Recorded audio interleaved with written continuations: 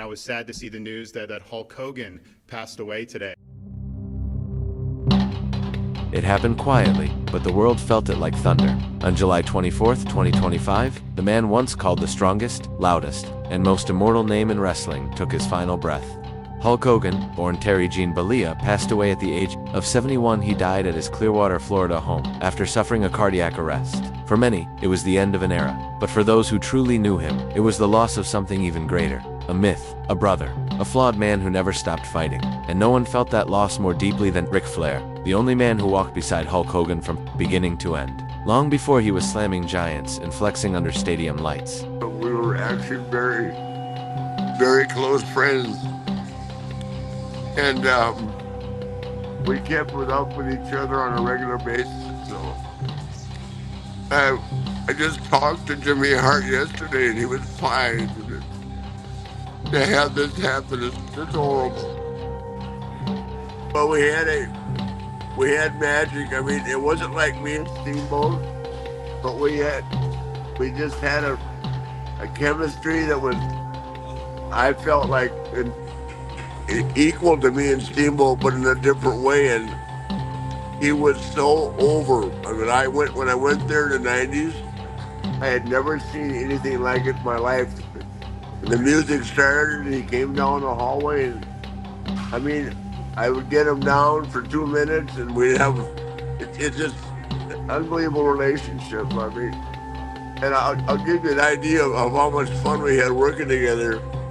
If we were doing a dark match after TV, we would go and he'd say, "Room service," and throw me in and give me the boot and drop the big leg on me.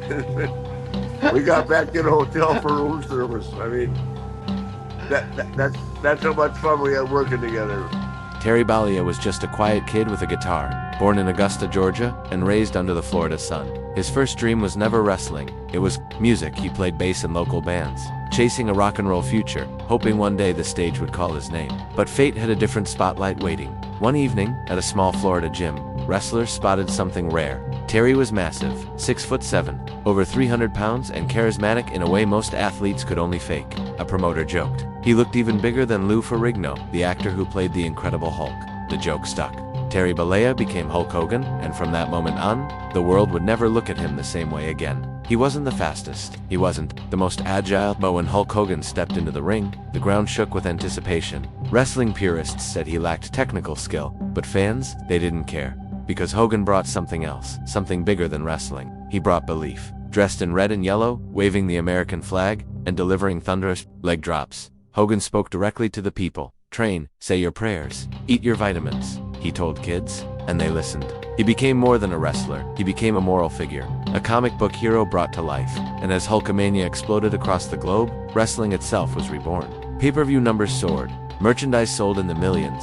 Hogan wasn't just a man, he was a movement. Then came the moment that sealed his legend. WrestleMania 3, Pontiac Silverdome. Over 93,000 fans packed the arena, watching with wide eyes and held breath. In the ring stood Hulk Hogan, and opposite him, the immovable Andre the Giant, and then impossibly, Hogan lifted him. A man billed at over 500 pounds. For a split second, the world stopped. Then crash. Andre hit the mat. Hogan stood tall. The crowd erupted. It wasn't just a wrestling move. It was myth-making. It was the birth of an icon in front of the largest live crowd the sport had ever seen. From that moment forward, Hogan was no longer just a performer. He was the face of wrestling itself. But legends are built on stories, and stories are never perfect. In 1984, during a live television segment, Hogan appeared on a talk show to demonstrate a wrestling hold on comedian Richard Belzer. The moment turned ugly.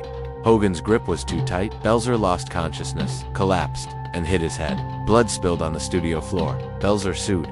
The case was quietly settled. But the moment lingered. Then came the steroids. In the early 90s, Hulk Hogan stood under oath and admitted to using performance-enhancing drugs. It wasn't just a scandal, it was a betrayal. Fans who saw him as a clean-cut champion of fitness and virtue felt shaken. The man who had told millions of kids to stay pure had taken shortcuts. It wasn't the end of Hulk Hogan, but it was the beginning of something darker. The folly built behind the fame. As wrestling entered a new era of anti-heroes and attitude, Hogan adapted, gone were the bright colors and the pure-hearted persona. In their place, black, white, and a dark beard, the New World Order, NWO, was born, and Hogan, shockingly, became its leader. He turned heel, and fans, though stunned, couldn't look away.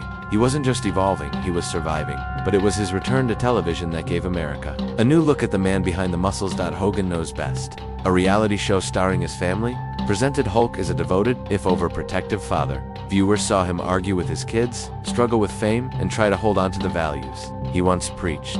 For a while, it worked. He was back in the spotlight, but the camera doesn't lie, and soon, it would capture too much. The image shattered. In 2012, a leaked sex tape surfaced, and with it, a recording of Hulk Hogan using racial slurs. The footage went viral. The fallout was swift.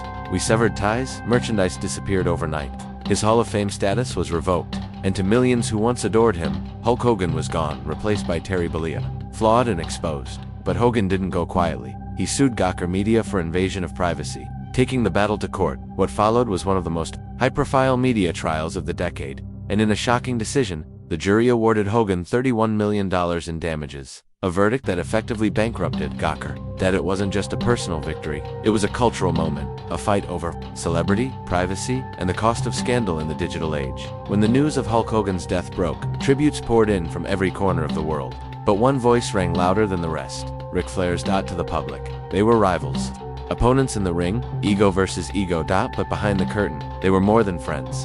They were brothers. Flair went on live TV to share memories that most never knew. Like the time Hogan paid for Ric's son to stay in rehab when Flair's insurance wouldn't cover it. "You never have to pay me back," Hogan said. "I'm here for you." Or the day Ric lay dying in a hospital, barely clinging to life, and the first person to show up was Hulk. They joked, they drank, they fought in sold-out arenas, but through it all, they stayed connected. He had a good heart, Flair said. People took shots at him, but he didn't deserve it. Not from fans, not from the media, not from anyone. In his last years, Hulk Hogan was quieter, but never silent. In one of his final public appearances, he stood on stage at the Republican National Convention.